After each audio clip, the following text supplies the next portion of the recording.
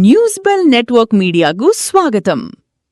శ్రీకాకుళం జిల్లా పాతపట్నం అంతర్జాతీయ కార్మిక దినోత్సవం మేడే సందర్భంగా పాతపట్నం నియోజకవర్గ కేంద్ర కార్యాలయంలో శాసనసభ్యులు మామిడి గోవిందరావు మీడియా సమావేశం నిర్వహించారు.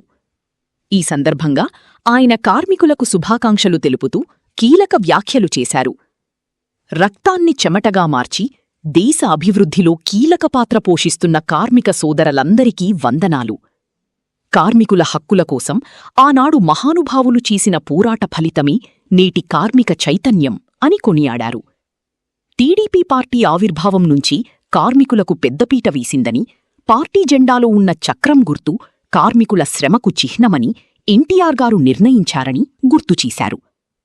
ముఖ్యమంత్రి నారా చంద్రబాబు నాయుడు కార్మికుల ఆర్థిక పురోగతి కోసం అనేక సంక్షేమ పథకాలు అమలు చేస్తున్నారని, స్కిల్ డెవలప్మెంట్ సెంటర్ల ద్వారా యువతకు, కార్మికులకు నైపుణ్య శిక్షణ అందిస్తున్నామని తెలిపారు. గతంలో చంద్రబాబు నాయుడు ముఖ్యమంత్రిగా ఉన్నప్పుడు కార్మిక సంక్షేమ బోర్డు ద్వారా అనేక ప్రయోజనాలు చేకూర్చాలని, చంద్రన్న బీమా పథకం ద్వారా 1 కోటి మంది కార్మికులకు భరోసా కల్పించిన ఘనత తమ ప్రభుత్వానిదేనని పేర్కొన్నారు.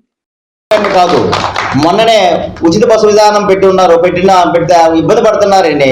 ఆటో కార్మికులు కూడా ఇబ్బంది పడకూడదని వాళ్ళ అకౌంట్లో కూడా డబ్బులు వేయడం అనేది జరిగింది. ఇంకా వాళ్ళ కోసం ఏవో చేస్తున్నారు. మెయిన్ 1 కోటి మందికి కార్మికులకి ఇన్సూరెన్స్ని పెట్టేది ఏ ప్రభుత్వం ముందు ఒక ఎన్డీఏ ప్రభుత్వం అని మీ అందరికీ తెలియజేయాలి.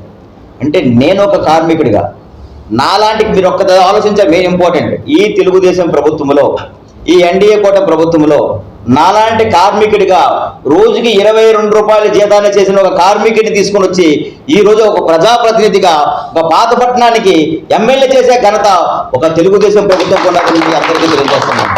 గతంలో నేను వినేవాడిని. ఎన్టీ రామారావు గారు ఒక విషయం మీకు అంతా తెలియాలి. ఎన్టీ రామారావు గారు మెయిన్ ఇంపార్టెంట్ పార్టీ పెట్టేటప్పుడు 3 చిహ్నాలు ఉండేవి: నాగలి, చక్రం, హౌసు. చక్రం అనేది కార్మికుల చిహ్నం. నేను కూడా చాలా దగ్గరికి వెళ్ళేటప్పుడు మాట్లాడాను. పోరాడితే పోయేదేముంది, బాని సంఖ్యలు తప్ప అనే నినాదంతో నేను పోరాడేవాడిని. నేను కూడా రోజుకి 22 రూపాయలు జీతం చేసి కార్మికులుగా చేస్తూ నాకు కష్టపడితే నెలల్లా కష్టపడితే ఒక 600 రూపాయలు జీతం వచ్చేది. దానిలోన సరిపోయేది కాదు. మరి అలాంటి వ్యవస్థల నుంచి తెచ్చిన ఒక వ్యక్తిని ఈరోజు ఎమ్మెల్యేగా నిలబెట్టారనంటే అది ఎన్టీ రామారావు గారు ఎంత మంచి ఆశయంతో పెట్టిన పార్టీ మీరు ఒకసారి ఆలోచించండి.